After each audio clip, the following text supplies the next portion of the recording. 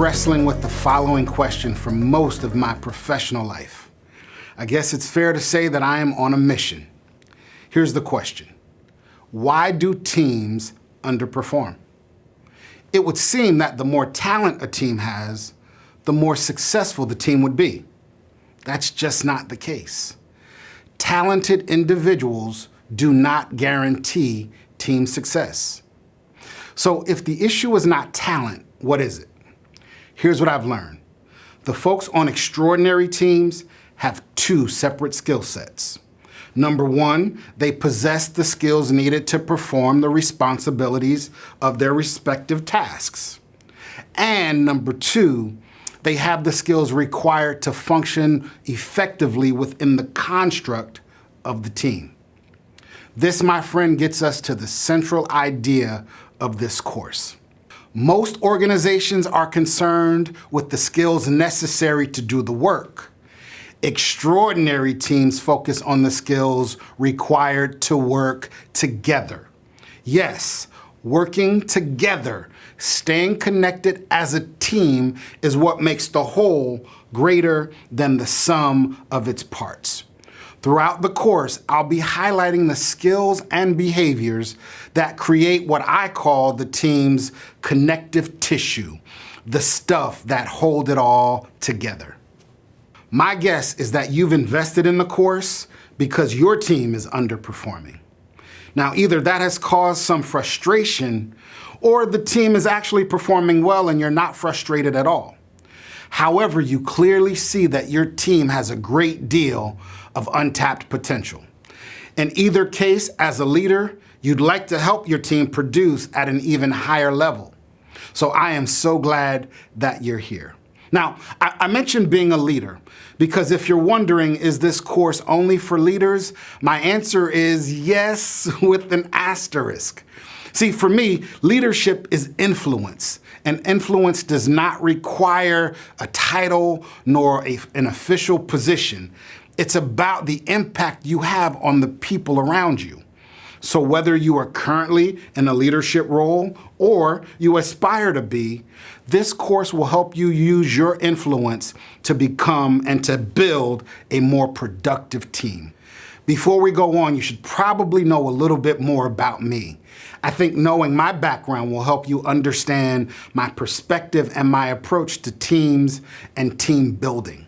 See, I've been building extraordinary teams for more than 30 years. My background is in competitive sports. I'm a former captain of the Penn State football team. After playing there, I went and took my talents directly into corporate recruiting, a human resources professional, working for companies like Merrill Lynch, Johnson & Johnson, PricewaterhouseCoopers. And my job at those companies was to help them identify talent to bring into their teams. Spent about 15 years doing that, working for some of the most recognized companies in the world. Roughly 10 years ago, I left the corporate world to do exactly what I'm doing now, to do the speaking thing. So I am now a full-time keynote speaker, and I've been sharing my expertise with corporations, professional associations, and athletic teams all over the country. To be clear, I am not a motivational speaker. I'm a performance coach, which is part of the reason I'm really excited to share the content on this particular platform. I feel this gives me an opportunity to teach and not feel the need to be a cheerleader. My primary objective is to equip and empower you so that you have the insight and the tools that you need to build an extraordinary team. Now is a good time to share what you can expect from this course. Generally, in a word, this course is simple, both in the content and in the delivery. I've made every effort to keep things simple and useful. With that said, there will be no crazy revelations, no secrets revealed, and my guess is that you've heard the content in some way, shape, or form at some point in your career. So my goal is not to introduce a bunch of new material.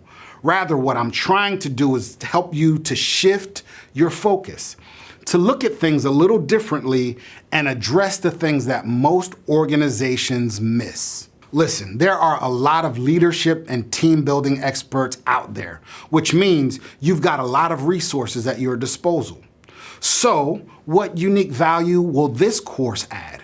Or in other words, what's going to be different about this course? Well, there's two things. First, my experience in both athletics and human resources has provided me with insights around teams that will broaden your view. And it's always wise to hear other perspectives. Second, instead of giving you answers, I will give you questions. Here's why. Every organization is different. Instead of telling you what to do and how to do it, I will share which questions you should be asking yourself. By helping you ask the right questions, you'll be better positioned to get to the best solutions for your organization. Now, let's talk about the actual content of the course. We're going to start with a critical question. Here's the question. Why do teams exist?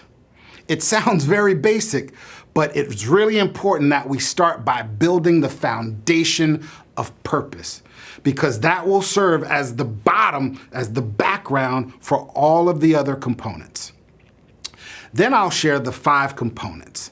And to make them easy to remember, they all start with the letter C. Here they are in order. Extraordinary teams are comprised of competitors. Extraordinary teams have a common goal. Extraordinary teams communicate, communicate, communicate. The 4th component is extraordinary teams have great chemistry, and then the last component is extraordinary teams are consistent. That is the framework for this course. Each component will be shared in what we call a module, and each module will have separate lessons to support the related component. Oh, I almost forgot. I do have a request before we get started. I want you to listen with both ears. Let me explain what I mean. I want you to engage the content from 2 vantage points. I want you to listen from your work ears and how this is going to impact life at work. But I also want you to listen for how these ideas, these principles may apply to your teams outside of work. See, my objective is not just to share information to make you a better worker or a better employee or even a better leader at work, because I believe a team is a team is a team. And these ideas are not just for work, they're going to benefit you and your teams across the board. Now, enough of the formalities. Let's dig into our first module, Why Teams Exist.